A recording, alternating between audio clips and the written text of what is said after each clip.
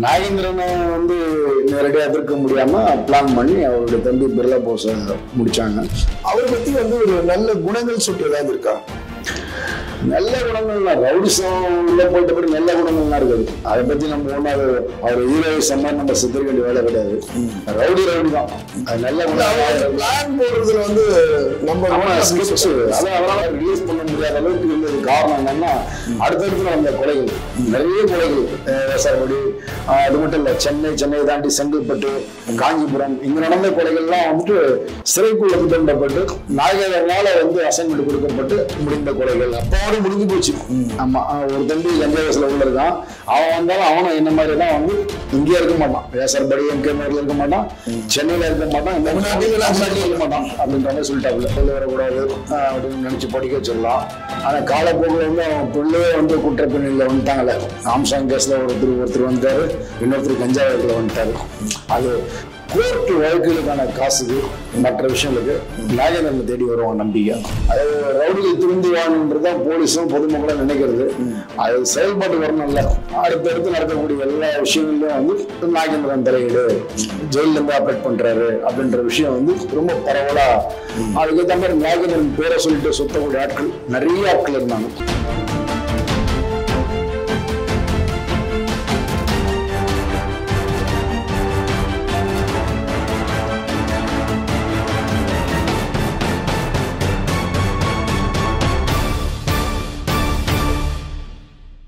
நம் தமிழ் நேயர்களுக்கு வணக்கம். இன்றைய கரகத்துக்கு வந்து இருப்பவர் மூத்த பத்திரிகையாளர் சேதுராமன் அவர்கள்.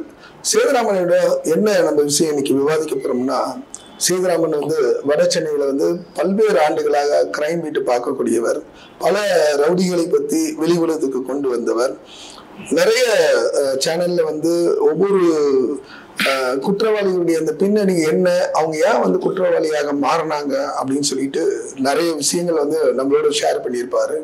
அந்த வகையில வந்து சமீபத்துல வந்து பிரபல தாதா நாகேந்திரன் அவர்கள் மரணத்துக்கு பிறகு நாகேந்திரனை பத்தி அவருக்கு தெரிஞ்ச தகவல் நம்மளோட வந்து பகிர்ந்துக்க தயாரா இருக்காரு.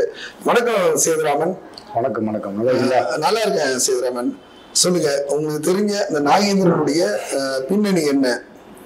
நாகேந்திரன் பின்னணி அப்படின்னு பார்த்தோம்னா ரொம்ப நல்ல குடும்பம். முதல் புள்ளியாக தான். ரொம்ப நல்ல குடும்பம். குடும்பத்தில் எல்லாமே வந்து அரசு ஊழியர் தான். நாகேந்திரனே வந்து அடிப்படையில் வந்து ஸ்போர்ட்ஸ் மேன் தான். அவர் அருமையான பாக்ஸர். அவர் ரெண்டாவது கபடி பிளேயர். அவருடைய லைஃப் அப்படிதான் போயிட்டு இருக்கு. ஆனால் இப்போ அந்த ரவுடி அந்த இமேஜ் இருக்கு இல்லையா, அந்த இமேஜுக்கு ஏற்ற மாதிரி வந்து ஆரம்பத்தில் வந்து கொஞ்சம் வேகமான செயல்பாடு, அடிக்கிறது, அடிக்கடி வழக்குகள், அந்த மாதிரி குற்ற வழக்குகள். 90ஸ்லேயே வந்து அவர் மேலே வந்து ஒரு கொலை முயற்சி வழக்கு அதெல்லாம் இருந்தது. அதுக்கு பிறகு வந்து 2 முறை அவரை தாக்க முயற்சி பண்ணது, அந்த மாதிரிலாம் போயிட்டு இருக்குது. அந்த காலகட்டத்திலே வந்து அவருடைய சக பாக்ஸிங் மேட் விஜய்னு சொல்லிட்டு ஒரு கேரக்டர். நம்ம வட சென்னை எடுத்தாலே பொதுவா வந்து இந்த பாக்ஸிங், கேரம் போர்டு அதுல வந்து நிறைய பேர் உங்களுக்கு தான் தெரியும். ஃபுட்பாலு, ரொம்ப வேறு சொட்ட வரக்கூடிய விளையாட்டுகள் எல்லாமே வட சென்னை மக்கள் இருப்பாங்க. ஃபுட்பாலு, கபடி, பாக்ஸிங், அத்லெட்லாம் இருப்பாங்க. கேரம், செஸ்லாம் அவ்வளோ ஆட மாட்டாங்க. அது ரொம்ப ரேர். அந்த மாதிரி ஒரு விஷயம். அப்போ அவருடைய விஜய்னு சொல்லிட்டு அவருடைய நண்பர், அவரை வந்து பாக்ஸிங் ரூம்மேட்டு. 2 பேரும் பண்ணிட்டு இருக்க அதே காலகட்டத்தில் வந்து அங்கே வேசாரப்படியில் எம்கேபி நகர் அந்த ஏரியாவில் 2 பேர் டானா இருக்காங்க அந்த காலகட்டத்தில். ஒருத்தர் வந்து சேரா, இன்னொருத்தர் வெள்ளரவி. வெள்ளரவி வந்து உங்களுக்கு அடிப்படையில் பார்த்தீங்கன்னா வந்து அவர் இடதுசாரி சிந்தனை உள்ளவர் தான். அவர் அப்படிதான் இருந்த அந்த அமைப்புல இருந்தாருல. ஆமா ஆமா, அதான் மறைமுகமா சொன்னேன். இருந்தாரு. ரொம்ப செயல்பாடுலாம் அந்த மக்களுக்காக, குடிசைவாழ் மக்களுக்காக போராடுறது, ஒரு ஒடுக்கப்பட்ட மக்களுக்கு. ஆமா ஆமா, அது எல்லாமே ஒடுக்கப்பட்ட மக்களுக்குன்னு இல்லாம அந்த ஏரியாவில் இருக்கக்கூடிய சாதாரண அந்த அடிப்படை வசதிகள், குடிநீர் பிரச்சனை. ஆமா, அவர் கூட வந்து அந்த தேர்தலில் கூட போட்டிட்டாரு.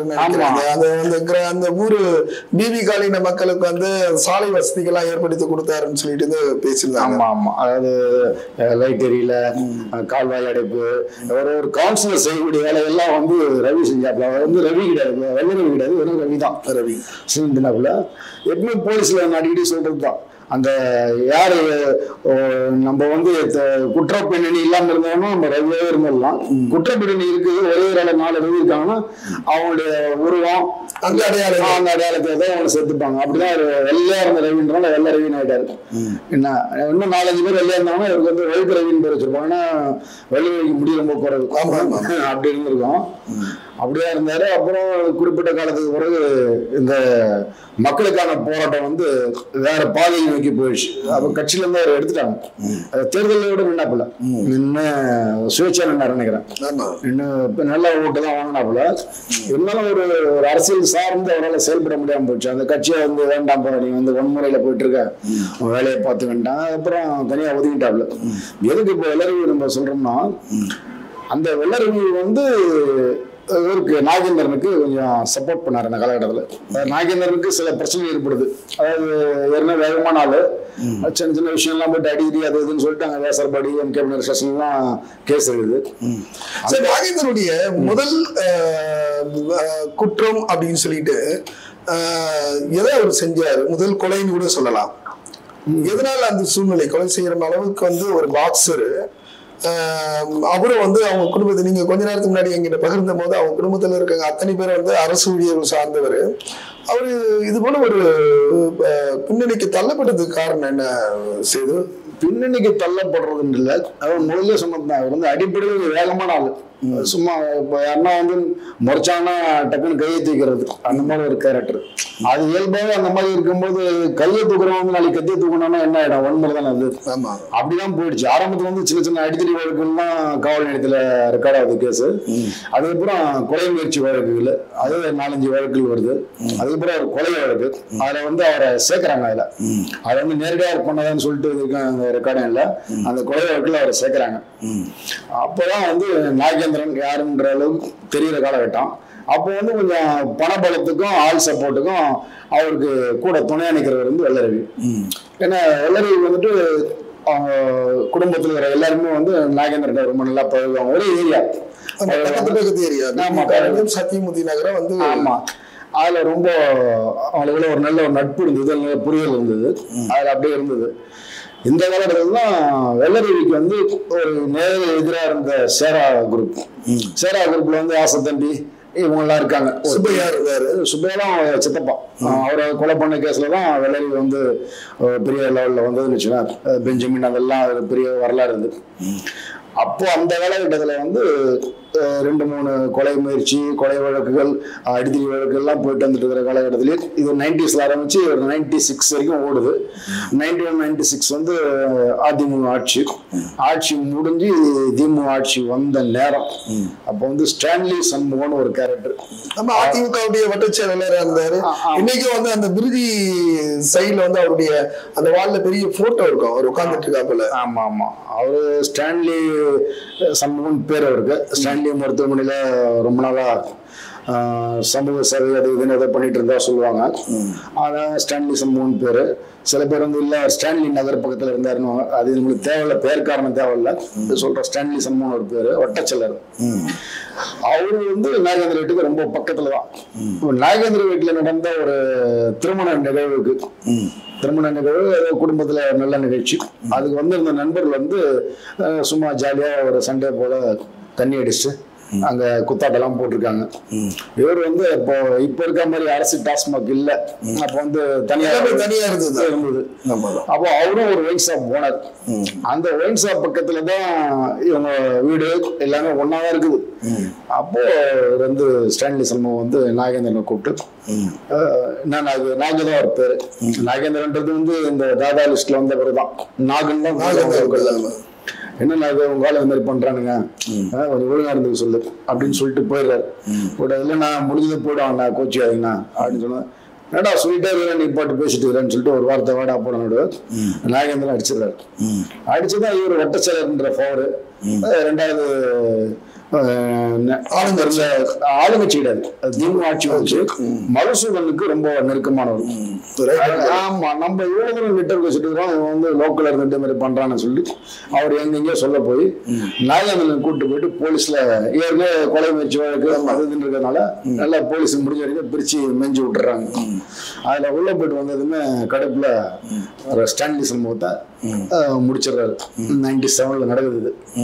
அந்த இறப்பு வந்து இவங்க ஆளுங்கட்சியா இருந்த திமுகவுக்கு மிகப்பெரிய தலைவலியா ஏற்படுத்துற அளவுக்கு இந்த அம்மா ஜெயலலிதா அம்மையா இருக்காங்க இல்லையா, அவங்களே அந்த இறப்புக்கு வந்து இடிவாடு வரைக்கும் நடந்தே வந்தாங்க. நகர் வரைக்கும் ஆமா ஆமா நடந்தே வந்தாங்க. மகசூல் வந்து கிட்ட இருந்து சொல்லி அம்மா அந்த மாதிரி கட்சியில ரொம்ப முக்கியமான ஆளு அவரு ஆயிட்டாரு, அவர் வந்து திமுக அவரு அப்படின்ற மாதிரி, கொலை கொலை செஞ்சவர் வந்து திமுக அப்படின்ற மாதிரி எடுத்து கொடுத்ததும் இந்த அம்மா வந்து சட்டசபையில பேசுற அளவுக்கு இந்த விஷயத்தை இருக்காங்க. அப்போ நாகேந்திரனை உடனடியா பிடிச்சி உள்ள போனோம்னா அதுல சாட்சியெல்லாம் ரொம்ப நல்லா பக்காவா ரெடி பண்ணாங்க. அதுலதான் அவருக்கு வந்து ஆயுள் தண்டனை கிடைக்குது, ரிட்டையர் நினைவு கிடைக்குது. அதுலதான் உள்ள போயிடுறாரு. போயிட்டு அதுக்கப்புறம் உள்ள இருந்த பிறகுதான் அடுத்தடுத்து நடக்கக்கூடிய எல்லா விஷயங்கள்லயும் வந்து நாகேந்திரன் தலையீடு, ஜெயில இருந்து ஆப்ரேட் பண்றாரு அப்படின்ற விஷயம் வந்து ரொம்ப பரவலா. அதுக்கேற்ற மாதிரி நாகேந்திரன் பேரை சொல்லிட்டு சுத்தக்கூடிய ஆட்கள் நிறைய ஆட்கள் இருந்தாங்க. எங்க யாரு கேட்டாலும் நாகேந்திர ஆளுங்க. ரெண்டாவது தலை மாதிரி 3 குத்துல சாகணுமா இல்ல 5 குத்துல சாகணுமா அப்படின்ற மாதிரிலாம் டைலாக் எல்லாம் பேசுறது. ஏன்னா நாகேந்திரன் போது வந்து அது ஒரு ரவுடிக்கு ஒரு ஃபார்மெட் வச்சிருப்பாங்க. தலையை வெட்டுறது, காலை நரம்பா இருக்கிறது, குத்துறது, அவர் 3 குத்து நாகேந்திரன்னு நண்பர்கள் மத்தியில பேர். அந்த மாதிரிலாம் பேசுவ போலீஸுக்கும் பெரிய தலைவலி.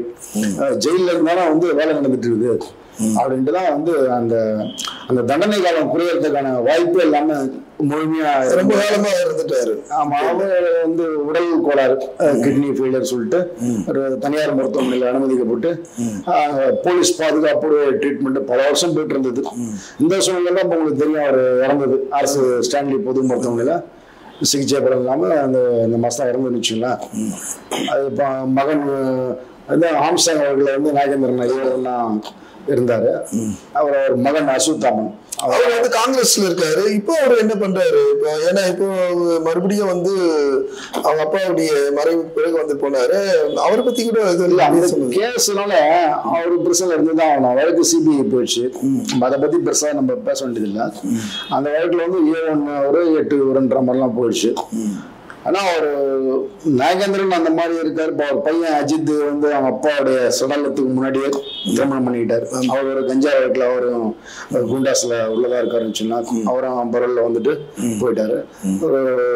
இவரும் அப்பாவுக்கு வந்தாரு. ரெண்டாவது இப்போ வந்து அந்த காரியத்துக்கு 16ஆம் காரியத்துக்கு மனு போட்டிருக்காரு போல இருக்கு. அது என்ன விஷயம் வந்து முடிச்சுட்டு போயிட்டாரு. அவரு அந்த இது பண்ணிட்டு காரியம் முடிச்சுட்டு போயிட்டாரு. அதுக்கு பிறகு அவங்க கேட்டிருப்பார் போல மேற்கொண்டு இருக்கிறதுக்கு. அது போலீஸ் வந்து எதிர்ப்பு தெரிவிச்சிருப்பாங்க. அதனால வந்து உள்ள அப்புறம் இன்னொன்னும் தகவல் இருக்கு. அதாவது வந்து நான் வந்து எங்க அப்பா பேரை சொல்லிதான் வந்து நிறைய பேர் அது வந்து அவரு பரவல்ல வந்துட்டு அவங்க அப்பாவுடைய காரியத்துக்காக வந்திருந்தாரு இல்லையா. அப்போ வந்து அங்க இருக்கிற அந்த பழைய நண்பர்லாம் வந்து பேசியிருக்காங்க. அது அந்த ஏரியால பேசிட்ட விஷயம்தான். அது வந்து பரவாயில்ல சொல்லப்பட்ட விஷயம். அது எங்க அப்பா பேரை வச்சு நிறைய பேர் வந்து இப்போ வந்து நாகேந்திரன் டீம் அப்படிங்கிற மாதிரி கட்ட பஞ்சாயத்து பண்றது, வசூல் பண்றது, மிரட்டுறது இதெல்லாம் பண்ணிட்டு இருக்காங்க. இந்த வழக்குல நான் இருக்கேன். அதனால இதை பத்தி நான் எதுவும் சொல்றதுக்கு இல்லை. வழக்கு நல்லபடியா முடிச்சுட்டு நான் வெளியே வந்துடுவேன். ஆனா அப்படி வெளியே வரும்போது நான் இந்த ஊர்ல இருக்க மாட்டேன். எனக்கு குடும்பம் இருக்கு, மனைவி பிள்ளைகள் இருக்காங்க. நான் இன்னும் சொல்ல போனா இந்த ஸ்டேட்ல இருக்க மாட்டேன். எனக்கு வேண்டாம், அப்பாவோட நியமனம் வேண்டாம், அந்த சர்க்கிள் எனக்கு வேண்டாம். இன்னொரு தகவல் இருக்கு. என்னன்னா என் பேரையோ இல்ல எங்க அப்பா பேரையோ யாராவது மிரட்டுறதுனா உங்களுக்கு தகவல் வந்து என்கிட்ட சொன்னீங்கன்னா நானே வந்து காவல்துறையில வந்து கம்ப்ளைண்ட் கொடுப்பேன். அது வந்து சும்மா ரொம்ப க்ளோஸ் சர்க்கிள்ல சொல்லியிருக்காப்புல. அந்த மாதிரி ஒரு தகவல் இருந்ததுன்னா என்கிட்ட சொல்லுங்க, இல்ல நீங்களே போய் நேரா புகார் கொடுத்துருங்க. இந்த சூழ்நிலை வந்து நான் அந்த மாதிரி வேலை செய்ய மாட்டேன். நீ வந்து அந்த குடும்பத்தை வந்து ரவுடிசம் என்பதே நாங்க போக மாட்டோம் அப்படின்னு சொல்லிட்டு உறுதியா இருக்கு. ஆமா, எங்க அப்பாவோட முடிஞ்சு போச்சு. ஆமா, ஒரு தம்பி கஞ்சா வயசுல உள்ள இருக்கான். அவன் வந்தாலும் அவனும் என்ன மாதிரிதான் வந்து இங்கேயே இருக்க மாட்டான். வேசர்படி எம்கே நகர்ல இருக்க மாட்டான், சென்னையில இருக்க மாட்டான், தமிழ்நாட்டில இருக்க மாட்டான் அப்படின்ற மாதிரி சொல்லிட்டாப்புல. அப்படிதான் போயிட்டு இருக்கு. அது ரவுடிகள் திரும்பி வாழணுன்றதுதான் போலீஸும் பொதுமக்களும் நினைக்கிறது. அது செயல்பாட்டு வரணும்ல. சரி, இவ்வளவு அவருடைய பின்னணியில அவருடைய உங்களுக்கு தெரியும். ஏன்னா அவரை பத்தி நிறைய அறிந்தவர்கள், நிறைய செய்திகளை நீங்க வந்து வெளியிட்டு இருக்கீங்க. அவரை பத்தி வந்து ஒரு நல்ல குணங்கள் சொல்லிட்டு ஏதாவது இருக்கா? நல்ல குணங்கள்லாம் ரவுடிசம் உள்ள போயிட்ட பிறகு நல்ல குணங்கள்லாம் இருக்குது. அதை பத்தி நம்ம ஒண்ணு அது அவர் ஹீரோயிசம் மாதிரி நம்ம சித்தரிக்க வேண்டிய வேலை கிடையாது. ரவுடி தான். அது நல்ல குணம். பிளான் போடுறதுல வந்து நம்ம ஸ்கெட்ச். அதனாலதானே உங்களுக்கு வந்து இப்போ கடைசி வரைக்கும் போலீஸ் வந்து அந்த ஆயுள் தண்டனை வந்து நீட்டிப்பு, அதாவது தண்டனை காலம் குறைக்கிறது அந்த மாதிரிலாம் இருக்கும் இல்லையா. சில பேர் 16 வருஷம் ஒரு 8 வருஷம் 9 வருஷம் நன்னடத்தை வர மாதிரி ரிலீஸ் பண்ணுவாங்க இல்லையா. அந்த மாதிரி ரிலீஸ் பண்ண முடியாத அளவுக்கு இருந்தது காரணம் என்னன்னா, அடுத்தடுத்து நடந்த கொலைகள், நிறைய கொலைகள். வேசார்படி அது மட்டும் இல்ல, சென்னை தாண்டி செங்கல்பட்டு, காஞ்சிபுரம் இங்க நடந்த கொலைகள்லாம் வந்துட்டு சிறைக்குள்ள திட்டமிடப்பட்டு நாயகர்களால வந்து அசைன்மெண்ட் கொடுக்கப்பட்டு முடிந்த கொலைகள் அப்படிங்கிற மாதிரி தான் போலீஸ் ரிப்போர்ட் சொல்லுது.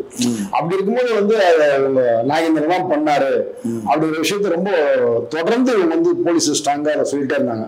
அப்படி சொல்லும்போது உங்களுக்கு வந்து அவருக்கான அந்த நன்னடத்தைன்ற விஷயம் வந்து அங்க அடிபட்டுரும். வெளியில வரதுக்கு காரணம் எல்லாமே ஸ்கெட்ச் போடுறது வந்து மண்ணுன்னு சொல்லிட்டு எப்பவும் வந்து அந்த ரவுடிசம் ஏரியால இருக்கவங்க வந்து சொல்லக்கூடிய வார்த்தைகள் அது. போலீஸ் மட்டும் இல்ல, ஸ்கெட்ச் போடுறது வந்து நாகேந்திரன் வந்து யாரும் மிஞ்ச முடியாது. அதைதான் உடைக்கணும்ன்றதுதான் ஒரு பையன் வந்து நாகேந்திரன் வந்து தொடர்ந்து கொலைக்கான காரணங்கள் வந்து பழிவாங்கல படலம் அப்படின்னு சொன்னாங்க. குடும்பத்தை அந்த சொந்த தம்பியை வந்து கொலை பண்ணிட்டாங்க, அதனாலதான் ரொம்ப ஆக்ரோஷமா அவர் போயிட்டார் அப்படின்றாங்க. அது உண்மையா செய்து? ஆமா பிர்லா போஸ் வந்து நாகேந்திரனுடைய தம்பி. அந்த கொலைக்கு பழிவாது நாகேந்திரனை வந்து நேரடியாக எதிர்க்க முடியாம பிளான் பண்ணி அவருடைய தம்பி பிர்லா போஸை முடிச்சாங்க. அதுக்கு பழிவாங்கிறதுக்காக ஒரு கிட்டத்தட்ட ஒரு 4-5 அசால்ட் கொலை நடக்கல. தொடர்ச்சியா அந்த டீம்ல யாராவது பண்ணாலும் தேடி பண்ணது. அதுல ஒரு 5 பேருக்கு மேல கொடுங்காயம். அதோட விஷயம் முடிஞ்சு போச்சு. அது பிறகு வந்து நடந்த எல்லாமே வந்து இந்த ஸ்டான்லி சண்முகம் விஷயத்துக்கு அப்புறம் நேரடி களத்திலேயே இல்லையே. அவர் வந்து முழுக்க சிறைவாசத்திலேயே இருந்தாங்க.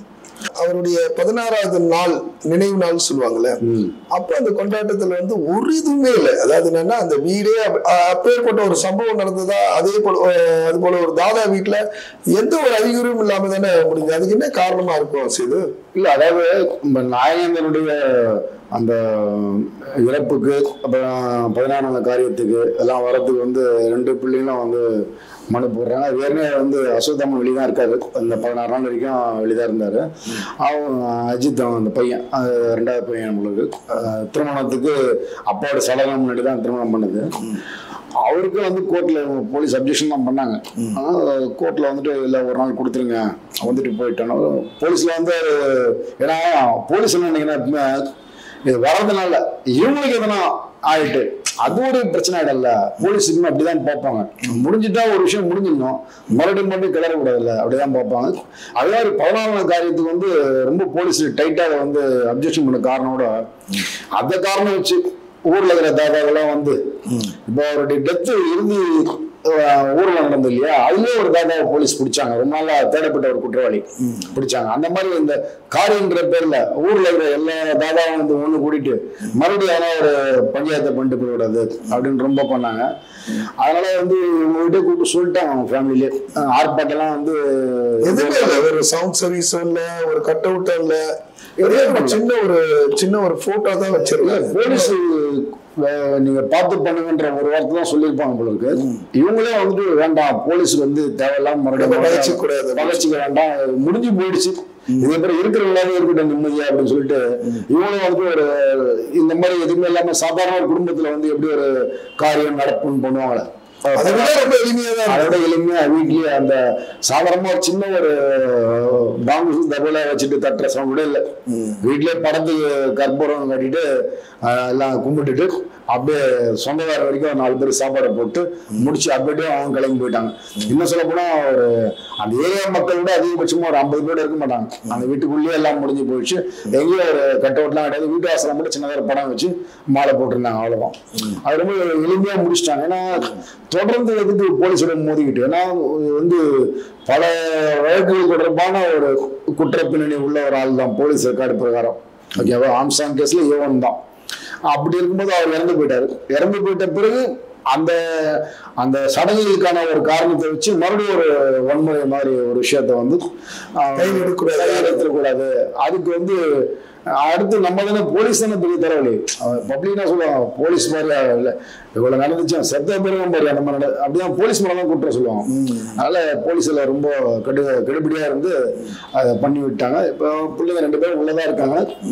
ஆனா அஸ்வத்தாமன் நீங்க சொன்ன மாதிரி அந்த அஸ்வத்தாமன் சொன்ன விஷயம் என்னன்னா அப்பாவுடைய அந்த ஷேடோ எதுவுமே இல்லாம அந்த குடும்பத்துக்கு யாருக்கு வேண்டாம். நம்ம அந்த நாகேந்திரனுடைய பிள்ளையே நான் இல்லைன்ற மாதிரி ஒரு அந்த அதாவது அந்த அந்த தொடர்பே இல்லை எனக்கு. எவ்வளவு முடிஞ்சு போச்சு. அந்த நாகேந்திரனுடைய அந்த ஷேடோவே இல்லை. நாங்க தனி எங்களுக்கும் அவருக்கும் எந்த தொடர்பும் இல்லை. ஏறக்குறைய முடிஞ்சு போச்சு. நாங்க வேற இந்த குற்றப்பிரணிக்கு எங்களுக்கு அந்த ஒரு அடையாளமே இல்லை அப்படிங்கிற மாதிரிதான் ஒரு மனநிலைக்கு. அந்த பசங்க ஊட்டி கான்வென்ட்ல படிச்சுதான் தகவல் இருக்கு. உண்மையா செய்தது யாரோட பசங்க 2 பிள்ளைங்களே ஊட்டி கான்வென்ட்ல தான் அவர் படிக்க வச்சாரு. பசங்க நாகேந்திரனுடைய பிள்ளைகளை 2 பேருமே அவர் படிக்க வச்சாரு. அவர் படிக்க வச்சாருன்னா அவருடைய சாயல் பிள்ளைகள் வரக்கூடாது அப்படின்னு நினைச்சு படிக்க வச்சிடலாம். ஆனா காலப்போக்கில் அவன் பிள்ளையே குற்றப்பிள்ளையில வந்துட்டாங்கல்ல. ஆம்சாங் கேஸ்ல ஒருத்தர் வந்துட்டாரு, இன்னொருத்தர் கஞ்சா வழக்குல வந்துட்டாரு. அது சேர்த்தாங்களா போலீஸுங்கள வந்துட்டாங்களா அப்படின்றலாம் வேற விஷயம். சரி, இந்த அஸ்வத்தாமன் எடுத்த முடிவுக்கு காரணம் என்ன? சரி இல்ல அது அஸ்வத்தாமன் தனிப்பட்ட முறையில் எடுத்த முடிவா தெரியல. ஏன்னா அவர் இந்த காரியத்துக்கு வந்திருக்கும் போது இந்த 16 சென்னையில இருக்கும்போது அவர் நண்பர்கள்கிட்ட நெருங்கிய வட்டத்துக்குலாம் சொன்ன தகவல் என்னன்னா அரசு ஸ்டான்லி பொது மருத்துவமனையில அப்பா சிகிச்சையில இருக்கும்போது ஓரளவுக்கு பேசக்கூடிய நிலைமையில இருக்கும்போது எங்கிட்டையும் அம்மா கிட்ட அவர் தான் உள்ளதானே இருந்தாரு. அம்மா கிட்ட சொன்ன வார்த்தை எனக்கு எதனா ஆயிடுச்சுன்னா அஸ்வத்தாமனையும் அந்த பையன் அஜித்தையும் சென்னையில இருக்க வேண்டாம், குறிப்பா தமிழ்நாட்டில இருக்க வேண்டாம், ஏதாவது அவங்க கிட்ட இருக்கிற பணத்தை வச்சுட்டு ஏன்னா தொழில் பண்ணி போச்சுக்க சொல்லு. அதாவது சிறைச்சாலையில இருந்து வெளியில வந்த பிறகு யாரு இவங்க 2 பேரும் ஆமா இந்த சிறைவாசம் முடிஞ்சு வெளியே வந்த பிறகு அவங்க மறுபடியும் நம்ம வாழ்ந்து பிறந்து வளர்ந்த ஊருக்குள்ள வர வேண்டாம். மேசரபடி, எம்கே நகரம், முல்லை நகரம் அந்த பகுதியே வேண்டாம். அவன் சென்னையிலே இருக்க வேண்டாம், தமிழ்நாட்டோட இருக்க வேண்டாம். எங்கன்னா ஒரு இடத்துல போயிட்டு இருந்துட்டு இந்த அடையாளமே இல்லாம கையில இருக்கிற பணத்தை வச்சுக்கிட்டு எதனா போச்சுக்க சொல்லுங்க. எதனா பிசினஸ் பண்றாங்களோ இல்ல கூலி வேலை செய்யறாங்களோ இது வேண்டாம். நல்லபடியா அவங்க பிள்ளைங்களை குடும்பத்தை காப்பாத்திட்டு நிம்மதியா இருக்கட்டும், என்னோட போயிட்டோம். இந்த மாதிரி ஒரு வாழ்க்கை அவங்களுக்கு இருந்தது. அதாவது அஸ்வத்தாமனுக்கும் அஜித்துக்கும் பின்னாடி நாகேந்திரன்ற ஒரு அடையாளம் இருக்குது அப்படின்றது தெரிய வேண்டாம் அப்படின்ற அளவுக்கு ரொம்ப சொல்லியிருக்காப்புல. அது உணர்தல் தான். அது ஒரு கட்டத்துல எல்லாருக்குமே திருந்திவானன்ற ஒரு உணர்தல் வரும். அது குடும்பத்துக்காகவும் இருக்கும், இல்ல தன்னை காப்பாத்திக்கிறது சுயநலமா தான் இருக்கும். ஏதோ வெளியில வந்தது அதை மனைவிட்ட சொல்றாரு, மனைவி பிள்ளைகிட்ட சொல்றாங்க. அதுக்கேற்ற மாதிரிதான் அவரை நண்பர்கிட்ட சொல்லியிருக்காரு. அது உண்மையா இருக்கணும்னு நான் விருப்பப்படுறேன். ஏன்னா முடிஞ்சிச்சு, அப்புறம் இவங்களாவது நல்லா இருக்கட்டும் இல்லையா. ஆமா. ஆனா போலீஸ் வெளியே வந்தாவோட போலீஸ் கண்காணிப்புல தான் இருப்பாங்க. இந்த மாதிரி கொடூர வழக்குகள் தொடர்பு ஆட்கள் போலீஸ் பார்த்துட்டு தான் இருப்பாங்க. அப்படி போலீஸ் பார்க்கறாங்கன்னா அது அவங்களுடைய டியூட்டி. அது போலீஸுக்கே தெரியாத அளவுக்கு நீ வேணா போயிடுன்ற அளவுக்கு தான் நாகேந்திரனுடைய முடிவு. ஏதாவது ஒரு மாநிலத்துக்கு போயிடு இருந்து போயிடுச்சுக்கோ, இந்த விஷயமே வேண்டாம் அப்படின்ற அந்த முடிவு தான் அவர் அஸ்வத்தாமன் எடுக்கணும்ன்றது நம்மளுடைய வேண்டுகோள். நிச்சயமா செய்து அதாவது உலகத்துக்கோ இல்ல சரி ஊருக்கோ தாதாவா இருந்தாலும் சரி அந்த குடும்பத்துக்கு ஒரு நல்ல தந்தையா நாகேந்திரன் இருந்திருக்காரு அப்படின்னு சொல்லிட்டு நீங்க சொல்லக்கூடிய அந்த கருத்துக்களை நம்ம உண்மையில உள்வாங்குறோம். இல்ல இடையில ஒரு விஷயம் கேட்டீங்க. நாகேந்திரன் மற்ற விஷயங்கள்லாம் பேசும்போது நான் ஒரு குறிப்பிட்டு சொன்னேன் ரவுடி தானே அப்படின்னு. அந்த ரவுடிசத்துலயும் ஒரு சின்ன ஒரு விஷயம் கொஞ்சம் அது சொல்லிக்கிற மாதிரி அப்படின்னா தமிழ்நாட்டில் இருக்கக்கூடிய எந்த ரவுடியா இருந்தாலும் கோர்ட் வழக்குகளுக்கான காசுக்கு மற்ற விஷயங்களுக்கு நாகேந்திரனை தேடி வருவான் நம்பிக்கை. ஒருத்தன் திருச்சியில கொலை பண்ணிடுறான், அவன் டீம் பண்ணிடுறாங்க, அவன் போன் பண்ணி ஆனா நம்ம பசங்க பண்ணிட்டாங்கண்ணா எதனா ஹெல்ப் பண்ணுன்னு சொன்னா வெளியே இருந்து நாகேந்திரன் ஆளுங்களுக்கு சொல்ற தகவல் பிரிசன்ல இருக்கிற நாகேந்திரனுக்கு போயிட்டு அவங்களுக்கான பண உதவி பண்ணி அவங்களுக்கு செலவுலாம் பண்றது அந்த மாதிரி நிறைய பேருக்கு. அதாவது அந்த தமிழ்நாடு முழுக்க அவருடைய நெட்வொர்க் ஆமா அவங்களுக்கு எல்லாரும் ஹெல்ப் பண்ணிருக்காங்க. ஹெல்ப் பண்ணி அந்த நெட்வொர்க் தன்னுடைய கண்ட்ரோல் வச்சிருந்தாங்க. உண்மையிலே நெட்வொர்க் வச்சிருந்தாலும் உண்மை அந்த அதெல்லாம் அவங்க ஸ்கெட்ச் போடல மண்ணுன்னு சொன்னோம் இல்லையா, அந்த நெட்வொர்க் இருந்ததுனாலதான் அந்த மாதிரி போட முடியுது. போலீஸ் முழுக்க கார்னர் பண்ணது சிறையில இருந்து ஆப்ரேட் பண்றேன்னு கார்னர் பண்ணதுக்கும் இது ஒரு பெரிய காரணம். அதான் இந்த சமூகத்துல வந்து குற்றவாளியாக சித்தரிக்கப்பட்ட இரு நபர்கள் வந்து நான் திருந்தி வாழ போறேன், நான் இந்த மாநிலத்துல உள்ள வெளி மாநிலத்துக்கு போய் என்னுடைய புது வாழ்க்கை ஆரம்பிக்க போறேன் அப்படின்னு சொல்லிட்டு சொல்லக்கூடிய அந்த நபர்களுக்கு வந்து இந்த சமூகம் எந்த மாதிரியான அந்தஸ்து தரப்போகுது என்பதை நாம் பொறுத்திருந்து பார்ப்போம். நன்றி சேதுராமன். நன்றி.